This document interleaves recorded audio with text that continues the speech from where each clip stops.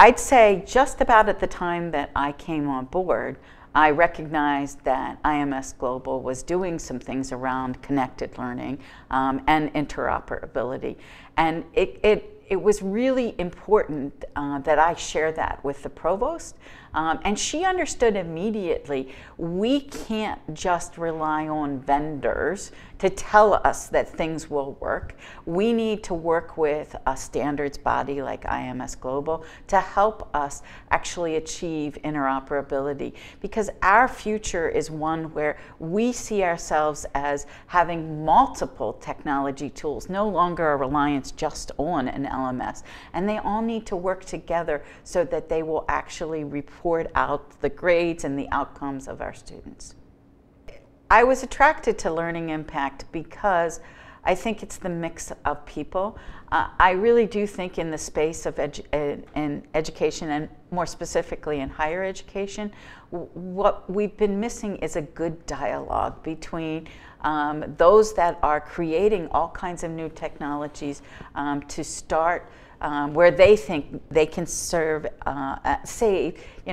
us time and effort and make the educational experience better.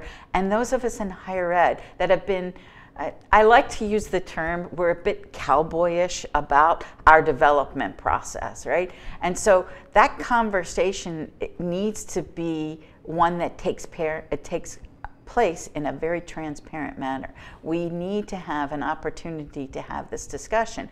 And by having it in the framework of IMS Global and this Learning Impact Conference, what you do is you give people to understand that if we have a basis of standards, we can then have an easier way to communicate with each other about our expectations. It's very important. I think at this conference you are seeing that people want to get something done.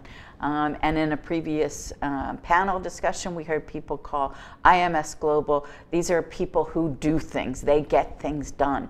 And that kind of level of work is really important in higher ed. We no longer have the luxury of thinking about research and thinking about the next study we're going to design. We actually have to change what we're doing, and we have to do it in a much quicker time frame. So we need to have these kind of conversations.